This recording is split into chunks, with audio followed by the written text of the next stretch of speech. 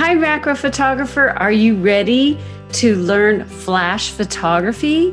Then this video is for you because we are on the third video of our macro photography basics.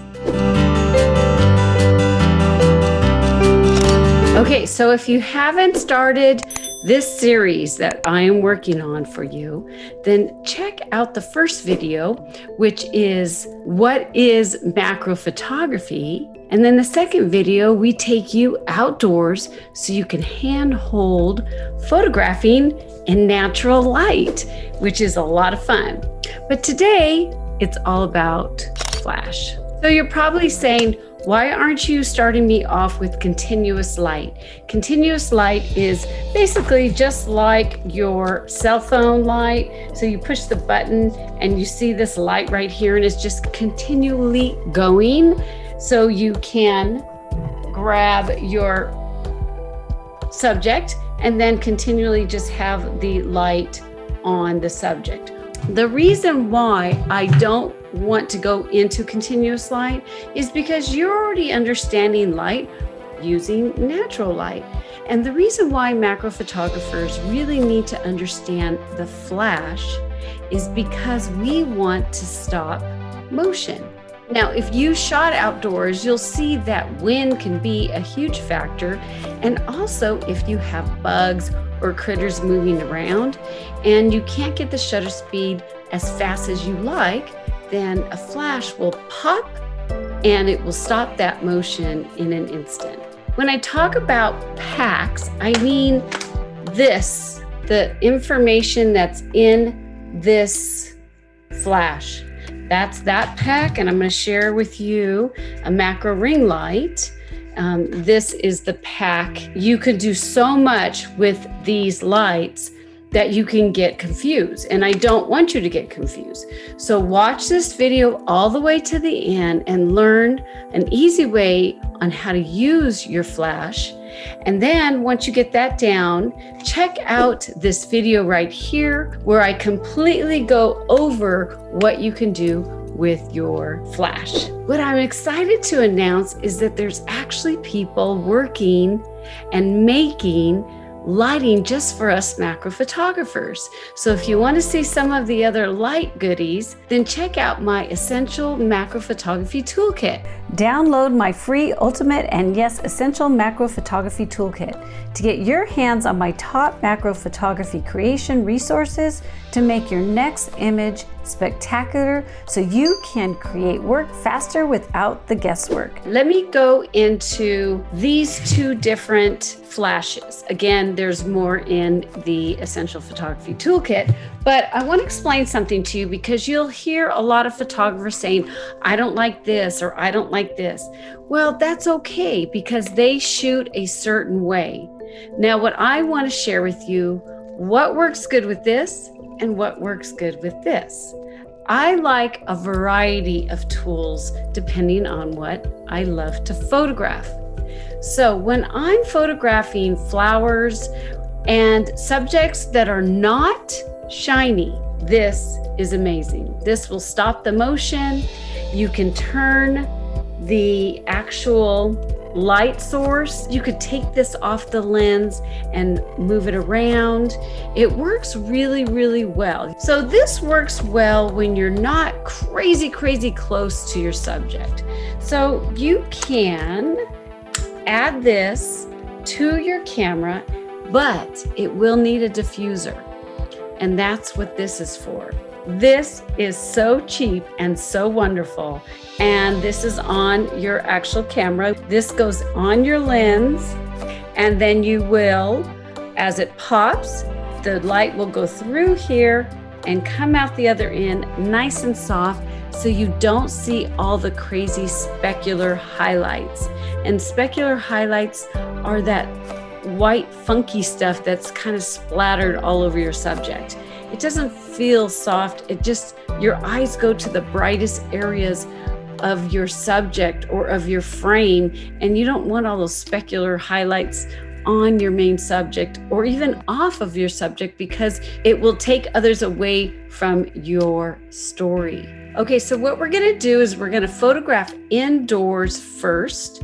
Grab your flash, whatever you have, put this on pause, and let's work together. And if you don't have time to do that now, then subscribe to the channel and click the bell for notifications. This way, you're notified every single Thursday when I upload a video just for you. So no matter what flash you're using, in the pack, I want you to use a mode called through the lens. And basically what that means is that the lens is taking the exposure and telling the flash how much to pop to make the exposure. So when you use through the lens, it will most likely make your exposure either too bright or too dark. It rarely gets it just right. That's why we're going to use exposure compensation like I talked before, but we're going to use exposure compensation in the flash.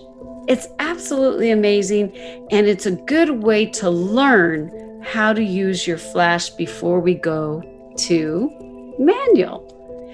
Right now we're in a beginner video. I want you to play by picking your mode and picking through the lens. Once you select through the lens, you'll see this minus and plus, flash, minus and plus. Right now it's at 0, meaning it's at full power. If I want it less, which will be most of the time, I'm going to decrease the power of this flash. And it has a small little pop. Watch, look at me. Okay, now I'm going to put the plus sign, and now it will be a much brighter pop. Now, when you're using flash, most cameras will not let you use a shutter speed over 200 to 250th of a second. Let's just leave it at that now. In the future, I will teach you how you can go longer. But right now, again, I will say it one more time. Don't jump from the beginning to learning advanced flash, because that's why most people fail and don't want to use flash, because they jump from A to Z. We've dived into the basics of flash, but if you really want to hone in and work on flash, check out the Creative Mentorship, where we help macro and landscape photographers make world-class photography. It's an amazing program. Check out the link down below. Okay, so what I would like you to do is you should already have your flash on your camera. You need to get your subject in a dark area. You can see here that I have my flower in a very dark area in my home. There's a little bit of light to the left. That's not a big deal, but you don't want a big, huge natural light location, because you want to see what your flash is going to do when you play with the exposure compensation. You should already have your flash on TTL through the lens, or ETTL if you're a Canon user. It's the same thing. And this is what I'd like you to do to the subject. I want you to go ahead and just take the shot. Then I want you to go into your adjustments, and I want you to decrease your light source 3 stops. That's usually as much as you get when it comes to the exposure compensation. So go to -3, take the shot, then I want you to pull it all the way to +3 and take a shot. We're not here to make a beautiful, perfect exposed picture. You're here to learn what your flash can do. Now, before you start popping, make sure that you have your camera set to flash. This way you'll get the correct color and everything will look very nice.